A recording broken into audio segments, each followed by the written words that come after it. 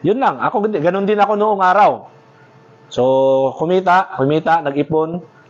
Hihiwalay ko yung ipon ko para doon sa trainings, sa exam. No? Hiwalay yan.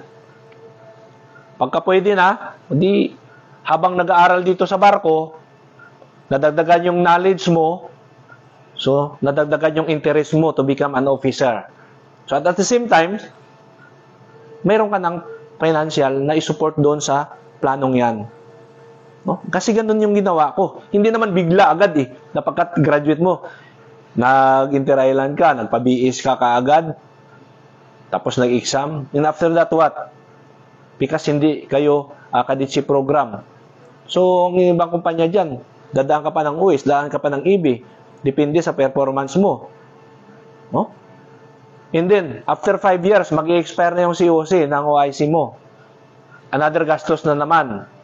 Di ba? Kaya hindi ko talaga sinasuggest na mag-exam agad. Hayaan mo munang matutunan mo yung trabaho ng isang opisyal bago ka mag-exam. No? Nasa ganun ay mayroon ka ng baon. Tapos may mga recommendation letter ka na from the master o from chief engineer.